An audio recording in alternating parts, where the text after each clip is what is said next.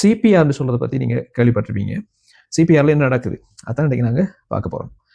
சிபிஆர்னு சொல்றது அவங்க எல்லாருக்கும் தெரியும். ஒருத்தர் எங்களை கண்ணுக்கு முன்னாலேயே அல்லது திடீர்னு சொல்லி மயங்கி விழுந்து அவர் இருதயம் ஃபுல்லாக செயலிழந்து மூச்சு சுவாசிக்க முடியாமல் மரணத்தருவாயில் இருக்கிற ஒருத்தருக்கு நாங்கள் கொடுக்குற ஒரு முதலுதவியை தான் சொல்லுவோம் சிபிஆர்னு சொல்லி. இந்த சிபிஆரில் விசேடமாக மிகவும் வலியுறுத்தப்பட்டு சொல்லப்படுற ஒரு விஷயம் தான் செஸ்ட் கம்ப்ரெஷன் சொல்வது. செஸ்ட் கம்ப்ரெஷன் சொல்வது நாங்கள் செஸ்ட்டை வந்து இந்த நாங்கள் வீடியோவில் காட்டிருக்க மாதிரி செஸ்ட்டை கம்ப்ரெஸ் பண்ணுறது, அதாவது அழுத்துறது விதமாக. இதில் என்ன நடக்குது?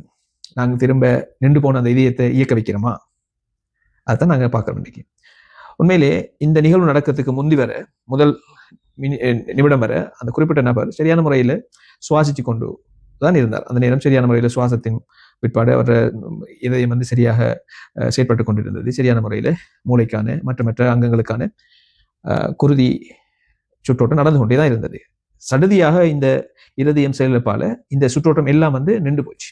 இதுல மிக மிக முக்கியமான ஒரு அங்கம் தான் அந்த மனிதன் மூளை. அப்ப அந்த மூளைக்கு செல்லக்கூடிய குருதி, விசேடமாக ஒற்றியேற்றப்பட்ட குருதி சிறிது நேரம் செல்லாமல் இருக்கும்னு சொன்னா மூளை வந்து இறந்து வைத்திரும். அதுக்கு பிறகு அவர் இருதயத்தை வந்து நாங்கள் இயக்க வச்சாலுமே அது ஒரு பிரயோஜனம் இல்லாத ஒரு விடயம். ஏன்னு சொன்னா மூளை சாவடைந்த ஒரு மனிதனாக தான் அவர் வாழ்வார். அப்ப பிரெயின் டெத் ஆகிரும். ஸோ சரியான ஒரு மெடிக்கல் ஹெல்ப் ஒன்று கிடைக்கும் வரை அந்த மனிதனுக்கு நாங்கள் மூளைக்கு செல்லக்கூடிய குருதி ஓட்டத்தை ஏதோ ஒரு வகையில் வந்து உறுதி செய்து கொள்வோம். நாங்கள் அதுக்காகத்தான் இந்த செஸ்ட் கம்ப்ரெஷனை சிபிஆர்ல செய்கிறோம். இதில் என்ன நடக்குதுன்னு சொன்னால் ஒற்சியேற்றப்பட்ட குருதி அந்த மனிதன் ஈரல் இருதயத்தில் வந்து ஏற்கனவே கொஞ்சம் இருக்குது.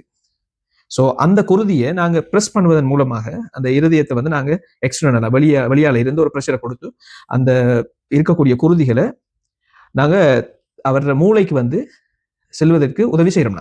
நாங்கள் ஒவ்வொரு முறை கம்ப்ரெஸ் பண்ணுற நேரம் அந்த இருதயம் வந்து ஒரு சுருக்கம் சுருங்கி அந்த குருதிகள் வந்து அவரோட மூளைக்கு சென்று ஒற்றையிட்டப்பட்ட குருதி மூளைக்கு சென்று மூளை சாவடைவதிலிருந்து அவரை தடுக்குது. நாங்கள் கம்ப்ரெஸ் பண்ணுறதால போகுது, நாங்கள் ரிலீஸ் பண்ணுறதால நுரையீரலில் இருக்கக்கூடிய ஆக்சிஜேற்றப்பட்ட மற்ற இடங்களில் இருக்கக்கூடிய ஒற்றைப்பட்ட குருதிகள் வந்து திரும்ப வந்து ஈரலுக்குள்ளால கொஞ்சம் சேரும். இது இருதயத்துக்குள்ளால திரும்ப நாங்கள் ப்ரெஸ் பண்ணுற நேரம் திரும்ப போகும். அதே மாதிரி ஒரு மெடிக்கல் ஹெல்ப் சரியான முறையில் கிடைக்கும் மட்டும் கட்டாயம் அந்த செஸ்ட் கம்ப்ரெஷன் சொல்றது வந்து கட்டாயம் இஃபெக்டிவாக வந்து நாங்கள் செய்யணும். இந்த வீடியோவில் நாங்கள் காட்டிருக்கிற மாதிரி நாங்கள் சிபிஆர் கொடுக்குற நேரம் வந்து பேஷண்ட்டை இப்படி ஒரு சரியான மட்டமான ஒரு தரையில் வந்து போட்டுக்கொள்வது நல்ல.